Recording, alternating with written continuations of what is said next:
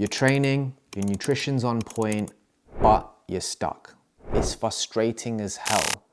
But look, I promise you, you're not broken and it can be fixed. In this video, I'm gonna dive into all things plateaus and what to do if you're up against the wall and you're facing a plateau. First, I wanna dive into some reasons why a plateau might occur. There are a number of things that could be going on. Things like metabolic adaptation, and I'll dive into that. Things like stress, things like your sleep and your recovery aren't well, or it could even be down to a bit of non-adherence, whether that's happening knowingly or unknowingly. In this video, I'm going to dissect each of those components and give you some solutions that are actionable that you can go away with and implement so that you can stop feeling stuck. This is something that occurred with me when I went through my own fat loss journey. I would start, I would see some progress, and then eventually I'd hit a plateau. And I found that there were a few reasons why this was happening, okay? The first reason that I found it was happening was just my own pure complacency. So I would lose like 5 to 10 kilos, I'd get a little bit excited, and I'd drop the ball. From being someone that was so structured and rigid to losing that 5 to 10 kilos, I would then, start to get the compliments. People would start to say to me, hey, you're looking good. Your clothes are fitting better. What are you doing right now?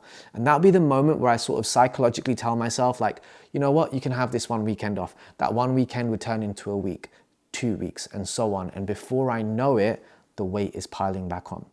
So be careful. If you're in that position where you've lost a bit of weight, you're starting to feel a little bit excited, people are paying you compliments, and you still want to lose more, that's not your sign to let your foot off the gas. Press the foot down on the accelerator and keep going. Don't let those moments of complacency catch you off guard. Okay, so that's one of the reasons why I see people hit plateaus and not quite see the needle move forward, and they go through periods of stagnancy. The next reason is something called metabolic adaptation. Okay, so metabolic adaptation is whereby you've lost a bunch of weight and the calories and the level of training and the food and the nutrition that you were once eating to get you to the point that you are now is no longer working because the requirements of the new lighter you have changed. So usually what happens is the heavier you are, the bigger you are, the more food you can get away with eating while still seeing weight loss. But the moment you start dropping, and let's say some big drops, like you've lost anywhere between 15 and 20 kilos, usually that's a sign that we might need to make some adjustments, okay? It might be sooner for some, it might be later for some, but usually I see it for a lot of people around that 15 to 20 kilo bracket where something needs adjusting, okay? And this could either be your training, where we sort of increase intensity. It could be your activity. Again, it could now need the next stage up where we're going from someone who's walking, let's say 8,000 steps to now shooting for 12,000 steps just to burn more calories so we can peel off the next level of fat. Or what we could do is taper your food down. So drop by 200 calories, drop by 300 calories, drop by 500 calories or slow. Remember, this isn't about slashing your calories and dropping them super, super low. It's about ensuring that we're doing this in a systematic way for you to see maximal change, maximal results with making small changes. We don't want to throw everything in the kitchen sink at it at once, because then we get to a point where we're going to have to make more drastic changes. So this is metabolic adaptation. You've lost a bunch of weight. Now your body requires different things, less food maybe, more training, more steps, so we can make those changes there. Another reason for plateau that I see happen often is sleep and stress. When you're going for sleep and stressful, when you're going through periods of low sleep and high stress, the body tends to retain water, and it just means that you're not seeing the changes on the scale.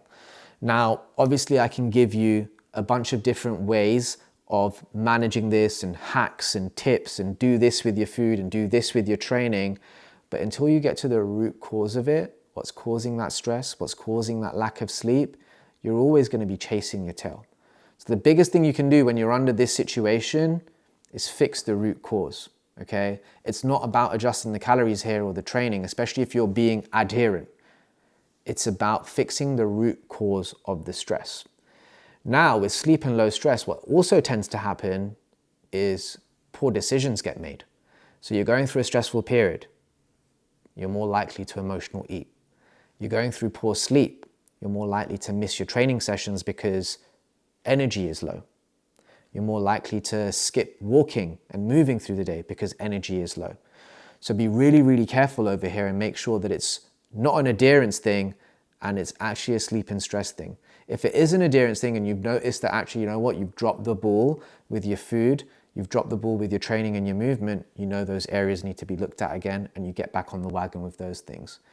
Other than that, if you know that you're on the ball with your food, you know that you're on the ball with your nutrition, we need to look at the root cause of what's causing you this stress and what's causing you this lack of sleep, fix that, and we'll start to see things move again. Okay, so we've covered metabolic adaptations, we've covered sleep, we've covered stress and how to manage those things. Another thing that our body is really, really good at is preserving itself, okay? Our body doesn't want to change. It will literally do anything to stop you from losing weight because it doesn't like change. It wants to stay the same. So you may find things like your NEAT stops, and NEAT is like non-exercise activity thermogenesis, so a really long word, but all it means is all of the movement that you do throughout the day. So you may find as you're losing weight, you fidget less. You may stop talking with your hands less because your body is really good at preserving things. Even things like your resting heart rate begin to sort of drop and lower, which isn't a bad thing because your body just wants to preserve as much energy as possible. So just be wary of that.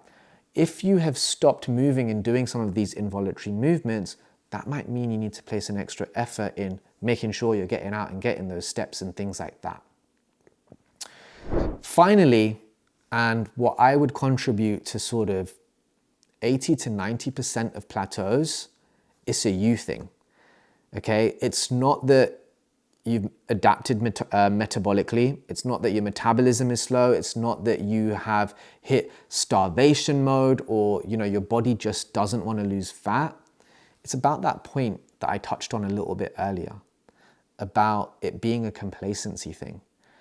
80 to 90% of the time, when I find an individual is stuck, it's because they've dropped the ball in one place or another.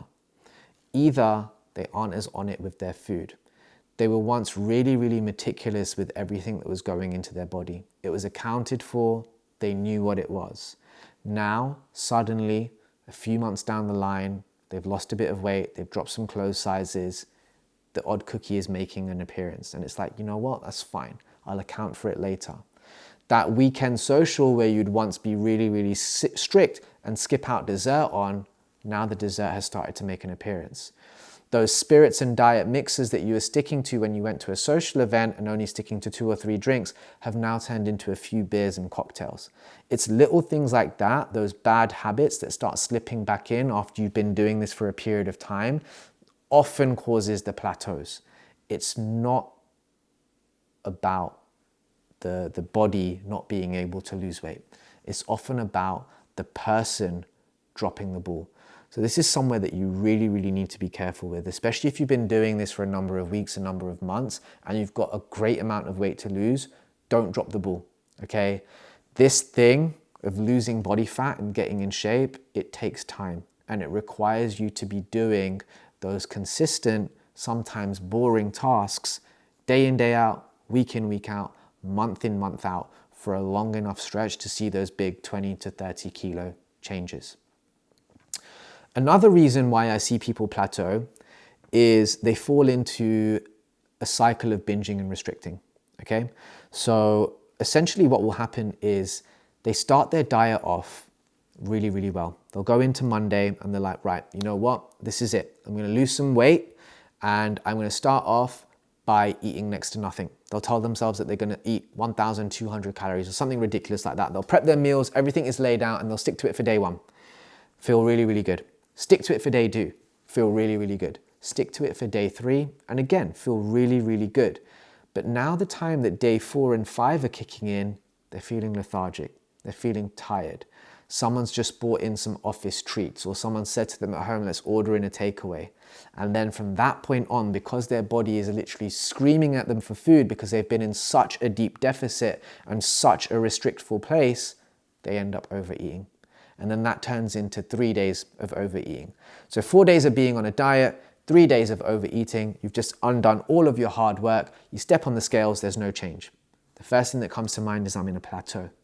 I'm not losing. Repeat that for the second week. Same thing happens. Scales don't budge. You're just eating back what you've worked so hard for the first 4 days of the week. You continue that for a month, it's obviously going to feel like you aren't seeing any change, because actually you are working really hard. 4 out of the 3 days of the week, you are grinding, you are working hard. And just those 3 days where you've overindulged and binged out on has been enough for you to take out your deficit and just get you back at square one. And you just spend months and months chasing your tails. These are some of the biggest reasons why I see people plateau.